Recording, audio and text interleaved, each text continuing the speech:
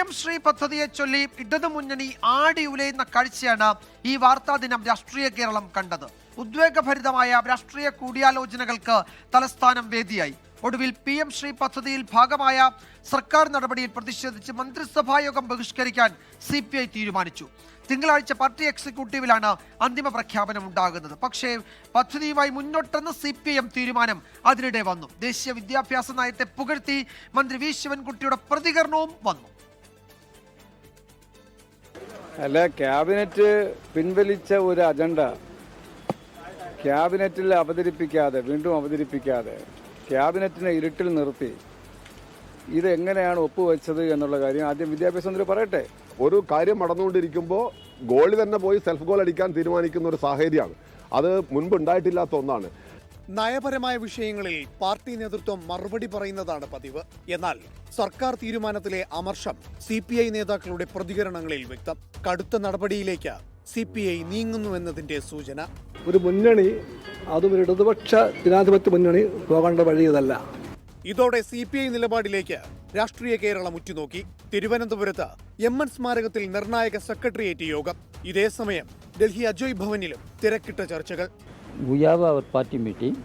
We are going to discuss certain political issues. This is one of the issues.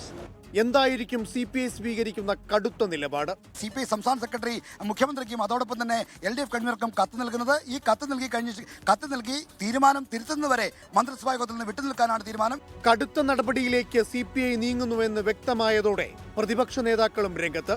ചവിട്ടും മെതിയും സഹിച്ച് എന്തിന് LDF-ൽ നിൽക്കുന്നുവെന്ന് CPI-യോട് ചോദ്യം. UDF-ലേക്ക് ക്ഷണം. CPI-യുമായുള്ള ചർച്ചകളും മറ്റും പല രീതിയിലും പലവട്ടം നടന്നിട്ടുള്ളതാണ്. ആ ചർച്ചകളുടെ അടിസ്ഥാനത്തിൽ അവർ ഇത് കഴിഞ്ഞതിന് ശേഷം ഇവിടേക്ക് വരും എന്ന് തന്നെ പ്രതീക്ഷിക്കുകയാണ്. അല്ലെ, ഏത് CPI എന്ന് CPM സംസ്ഥാന സെക്രട്ടറി ചോദിക്കല്ലേ, ഏത് CPI എന്ന്? എന്നിട്ട് അപമാനം സഹിച്ചുകൊണ്ട് അവരെ അതിൻ്റെ അകത്ത് തുടരുവാണോ അത് അവരാലോചിക്കട്ടെ. ഉച്ചയ്ക്ക് ശേഷം CPIM സംസ്ഥാന സെക്രട്ടറി MV ഗോവിന്ദനും പിന്നാലെ വിദ്യാഭ്യാസ മന്ത്രിയും വാർത്താ സമ്മേളനം വിളിച്ചു. CPI സമ്മർദ്ദത്തിൽ സർക്കാരും CPM-ഉം തീരുമാനം മാറ്റുമോ എന്നായി ഇതോടെ ആകാംക്ഷ. ആദ്യം CPIM സംസ്ഥാന സെക്രട്ടേറിയറ്റ് യോഗത്തിന് ശേഷം MV ഗോവിന്ദൻ. അപ്പൊ നിങ്ങളുടെ വിചാരം എന്താ പറഞ്ഞാൽ ഇടതുപക്ഷ ജനാധിപത്യ മുന്നണിയുടെ നയം നടപ്പിലാക്കുന്ന ഒരു ഗവൺമെന്റാണ് ഈ ഗവൺമെന്റ് എന്നാണോ നിങ്ങൾ ധരിച്ചിട്ടുള്ളത്? സർക്കാരും CPIM-ഉം പിന്നോട്ടില്ലെന്ന് MV ഗോവിന്ദൻ വ്യക്തമാക്കിയത് ഇങ്ങനെയാണ്. തൊട്ടു പിന്നാലെ മാധ്യമങ്ങളെ കണ്ട വിദ്യാഭ്യാസ മന്ത്രി വി ശിവൻകുട്ടി ഒന്നുകൂടെ തെളിച്ചു പറഞ്ഞു. നമ്മുടെ കുട്ടികളുടെ ഭാവി പന്താടിക്കൊണ്ട് ഒരു രാഷ്ട്രീയ സമ്മർദ്ദത്തിന് വഴങ്ങാൻ കേരളം തയ്യാറല്ല. ഈ ഫണ്ട് ഏതെങ്കിലും പാർട്ടിയുടെ ഔദാര്യമല്ല, മറിച്ച് കേരളത്തിലെ ജനങ്ങളുടെ നികുതി പണത്തിൽ നിന്നുള്ള നമ്മുടെ കുട്ടികൾക്ക് അവകാശപ്പെട്ട വിഹിതമാണ്. ആ വിഹിതം നേടിയെടുക്കുക എന്നതാണ് ഒരു ജനകീയ സർക്കാരിൻ്റെ ഉത്തരവാദിത്വം.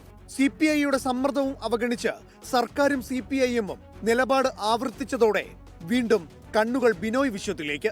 ഈ ആഴമറിഞ്ഞ് വേണം ഒരു ഇടതുപക്ഷ ജനാധിപത്യ ഗവൺമെന്റ് പ്രവർത്തിക്കാൻ. ആ ആഴമറിയുമ്പോൾ ഗവൺമെന്റ് മുന്നണി പാലിക്കേണ്ട സാമാന്യ മര്യാദകൾ പാലിക്കപ്പെടണം. ഇങ്ങനെ പറഞ്ഞു തുടങ്ങിയ CPI സംസ്ഥാന സെക്രട്ടറിയിൽ നിന്നും പിന്നീടുണ്ടായത് അതിരൂക്ഷ പരാമർശങ്ങൾ. ഒരു മന്ത്രിക്കുള്ള അവകാശമാണത്. എന്താ സത്യം, എന്താ സംഭവിക്കുന്നത്? ഒരാളും ഉത്തരം പറഞ്ഞില്ല. അതെന്ത് ഗവൺമെന്റാണത്? എന്താ അതിന്റെ കുറ്റത്തരവാദിത്വം? സമീപകാലത്ത് CPI-യിൽ നിന്നുണ്ടായ ശക്തമായ വിയോജിപ്പ് ഇനി തിങ്കളാഴ്ചത്തെ CPI എക്സിക്യൂട്ടീവിലേക്കാണ്. ഇന്നത്തെ സെക്രട്ടേറിയറ്റ് യോഗത്തിലെ തീരുമാനത്തിന് അന്ന് അംഗീകാരം നൽകും. അതിനിടയിൽ നടക്കുന്ന അനുനയ ചർച്ചകൾ ഫലം കാണുമോ? കാറും കോളും തൽക്കാലത്തേക്ക് അവസാനിച്ചിട്ടില്ല. ഇനി ആഞ്ഞു വീശുമോ, ശാന്തമാകുമോ? Political desk 24. ലോകത്തെവിടെയായാലും ഏത് സമയത്തും 24 വാർത്തകളും ഓഗ്മെന്റഡ് റിയാലിറ്റി പാക്കേജുകളും എക്സ്പ്ലെയിനറുകളും വിശദമായി കാണാൻ ഞങ്ങളുടെ YouTube ചാനൽ നിങ്ങൾക്ക് സബ്സ്ക്രൈബ് ചെയ്യാം.